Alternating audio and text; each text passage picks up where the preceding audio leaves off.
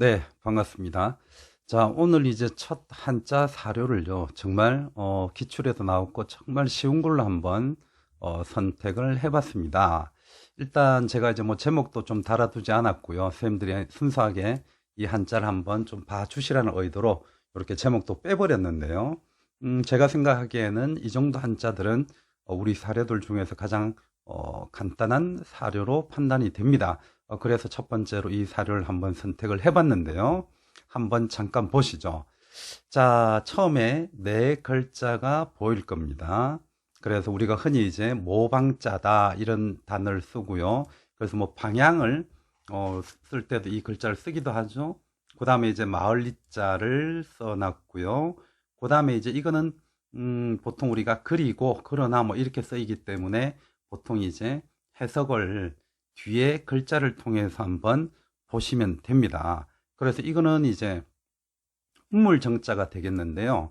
우리가 만약에 이제 제가 이 사료 강독에 대한 안내 멘트에서도 한번 말씀드렸지만 이 단어들만을 가지고 뜻을 생각을 해본다고 한번 해보겠습니다. 오늘은 첫날이니까.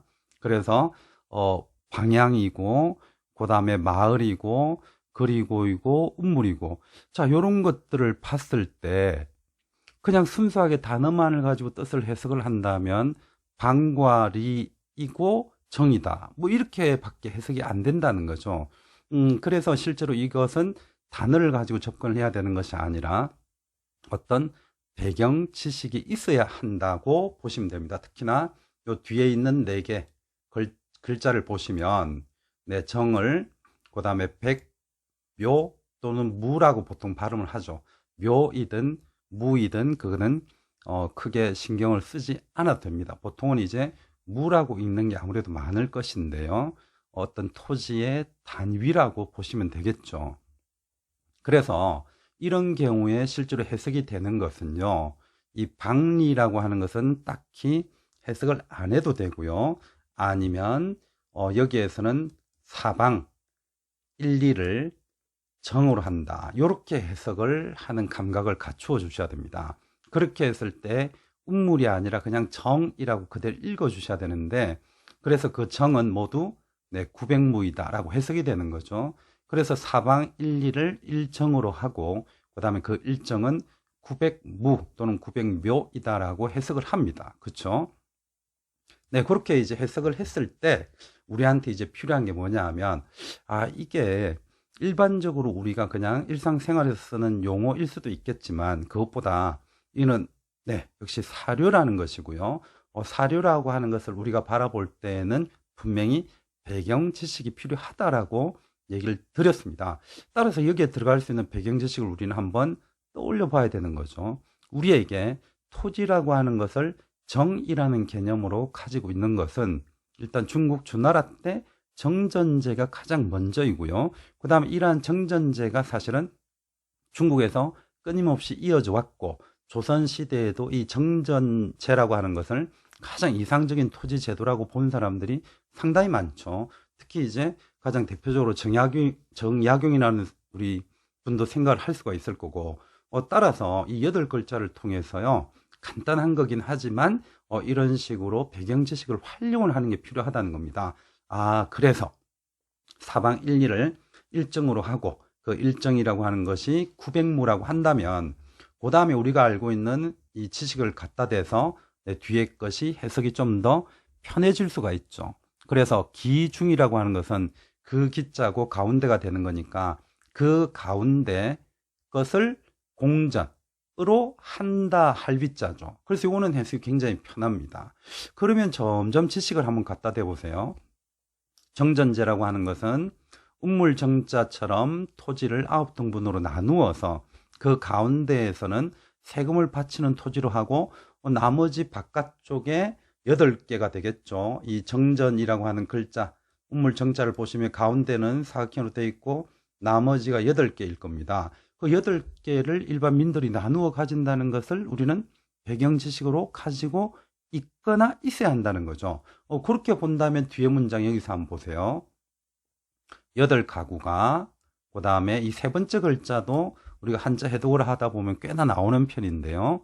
모두 개자죠. 그래서 모두 어떻게 되느냐 하면 사, 개인, 그 다음에 백무 이렇게 되고 있어요. 그래서 연속적으로 이 세 번째 문장하고 같이 해석을 한다면 그 중에서 네, 중앙을 공전으로 하고 그 다음에 나머지 8개는 8가구가 모두 사적으로 가지고 백무식 이렇게 해석이 되는 거죠. 그러면 매끄럽게 한번 다시 해석을 해 보실까요? 그쵸? 사방 1, 2를 일정으로 하고 그 다음에 일정은 모두 900무이다. 그리고 그 900무 중에서 중앙을 공전으로 하고 8가구가 어떻게 한다는 겁니까? 네, 사유지로서 가지고 간다. 네, 이렇게 해석을 할 수가 있겠죠. 그래서 제가 생각하는 사료 해석이라고 하는 것은요, 이 안내, 사료 강독에 대한 안내에서도 말씀드렸지만 분명히 배경 지식이 더욱더 중요할 수도 있다. 이런 얘기를 드렸고요. 제가 실제로 수업을 할 때 에피소드도 한번 말씀드린 적이 있는데 이런 에피소드가 있었습니다. 제가 이제 교사 시절 처음에 갔을 때인데요. 한 선생님이 저한테 A4에 한 반 페이지 정도의 한문을 가지고 오셨어요. 그리고 이제 그 가지고 온 걸 바로 보여준 것이 아니라 김 선생 한문 좀 하지 그러길래 뭐 또 역사 선생이니까 자존심은 있잖아요. 그래서 네 어느 정도 합니다 이렇게 얘기를 했더니 갑자기 그 A4 용지를 들이미는 거예요. 그리고서는 이게 자기네 할아버지와 관련된 글인데 이거를 해석을 좀 해달라고 하는 거예요. 그래서 일단 받았는데 실제로 한자 하나하나는 알겠지만 그걸 해석하는 게 너무 힘들더라고요. 자, 그걸 해석하는 게 왜 힘들었다? 거기에는 사람 이름도 있고요. 고유명사도 있고 그 지역과 관련된 사실들도 있는데 그런 것들을 다 한 글자 한 글자 뜯어서 해석을 하려고 했기 때문에 안 된다는 거죠. 그래서 그런 것들을 해석할 수 있는 힘이 있으려면 한문학을 전공으로서 역시 공부를 해야 돼요. 근데 우리들한테는 그런 힘을 요구하는 게 아니라는 겁니다. 다시 말씀드리지만 제가 그 지역에서 있었던 여러 가지 사실이나 그 집안의 내력, 그래서 그 안에 있는 고유명사 같은 것에 대한 배경 지식이 있었더라면 그것을 훨씬 더 쉽게 해석을 했었겠죠. 근데 그게 없기 때문에 사람 이름조차도 뜯어서 한 글자 한 글자 해체시키는 오류를 처음에는 범한다는 겁니다. 그래서 다시 돌아온다면 역시 우리가 접하게 되는 이 사료도요. 그런 식으로 접근을 저처럼 뜯어서 해석을 하는 접근을 해서는 안 되고 내가 가지고 있는 지식을 동원해서 이 사료를 보셔야 된다는 겁니다. 자, 그러면 지금 4개의 문장은 간단하게 해석을 했는데요. 정말 이 쉬운 한자 사료를 왜 이렇게 길게 하나라고 생각하시는 분들이 분명히 있겠지만 저의 의도를 잘 생각을 하셔야 됩니다. 이런 쉬운 한자를 통해서 하나하나 실제로 어려운 문장으로까지 접근을 해 나가는 게 목적이기 때문에 오늘은 이렇게 쉬운 걸 하겠지만 점차 조금은 복잡한 한자 그리고 실제로 배경 지식 없이는 도저히 해석할 수 없는 것까지도 한번 접근을 할 생각입니다. 자, 그렇다면 요 문장 요것도 우리들이 모르는 한자는 별로 없죠. 같을 동자에 뭐 식량할 때 량자인데 기를 양자거나 양식이라고도 볼 수가 있겠고 그 다음 요거는 그냥 뜯을 이유가 없죠. 공전이다 라고 보면 되겠는데요. 그래서 이게 뭐냐 하면 이 동자가 같이 기른다 뭐 이렇게 하여튼 초보적으로 한번 해석을 해보죠. 그러면 결국은 뭐냐 하면 공전은 같이 기른다 이렇게 되는 건데요. 여기에서 이제 기른다라는 의미보다는 앞에 문맥상 그죠? 공전은 어떻게 한다는 겁니까? 중앙에 있는데 그 공전은 같이 함께 농사 짓는다라고 하면 매끄럽죠. 그래서 중앙의 공전은 함께 농사를 짓고 그리고 공사 이 필자가 이제 마칠 필자죠. 그래서 그 공전에 대한 일 농사가 마치고 나면 연후에 자, 요즘 이제 젊은 분들은 연후라는 말을 잘 쓰진 않지만요. 예전에는 연후라는 말을 실제 일상생활에서도 제법 썼죠. 적어도 국어 시간에 요 정도의 문장들은 좀 보아왔을 것 같습니다. 그래서 우리도 뭐 살다 보면 야, 오늘 우리 시장을 갔다 온 후에 이렇게 하잖아요. 그죠? 그런 연후에 뭔가 해보자. 이렇게 얘기가 될 건데요. 그래서 자, 뒤에 문장을 한번 보시면 연후에 이렇게 됩니다. 자, 공전을 사, 일의 일을 필, 끝마치고 나서 조금 어역을 매끄럽게 하죠. 공전을 다 농사 짓고 난 연후에 이렇게 되겠죠. 그 다음에 감, 이게 우리가 보통 감자라고 한다면 감희 뭐 이렇게 하는데요.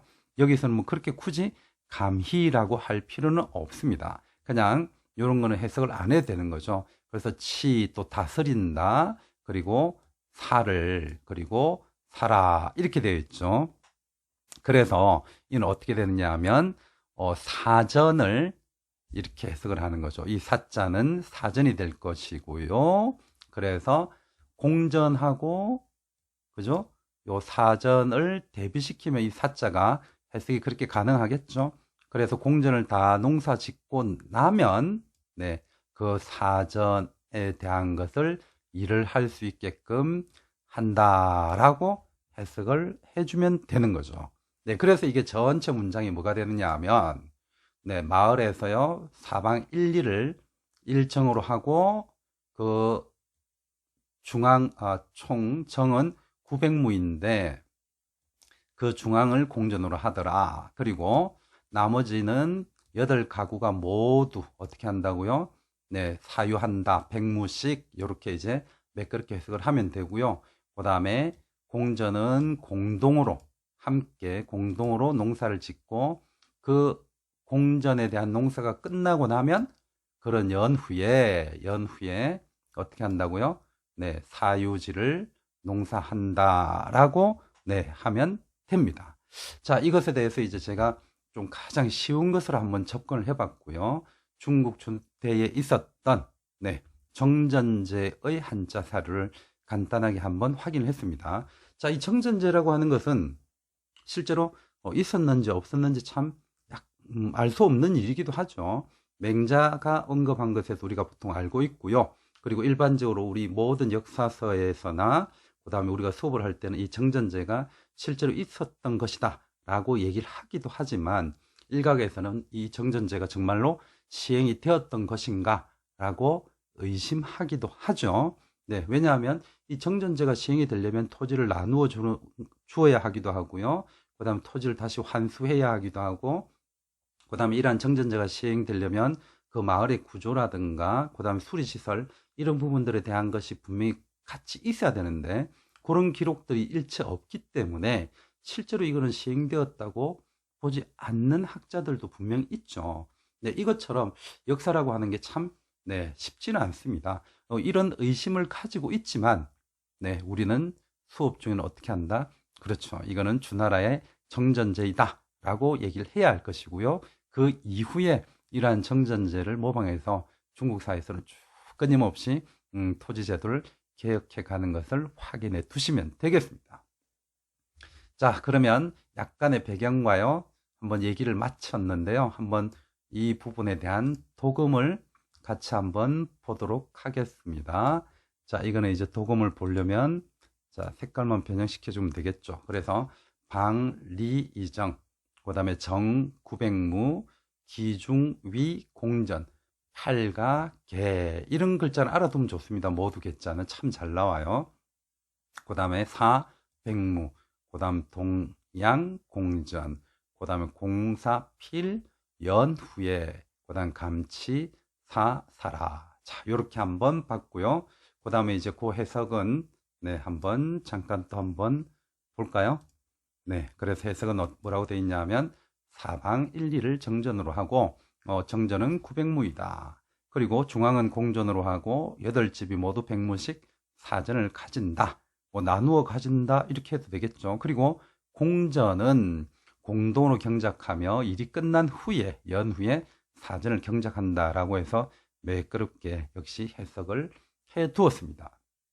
됐죠. 그리고 여기에서 끝에 이제 공동으로 경작한다 해서 이 당시 사회 모습도 알 수가 있습니다. 그죠? 시족 공동체의 모습을 여전히 나타내고 있음을 알 수가 있는데 역시 이런 것들도 여기에서 지식을 얻어갈 수도 있고요. 그 다음에 우리가 알고 있는 지식을 통해서 다시 한번 더 사료를 재해석해 낼 수도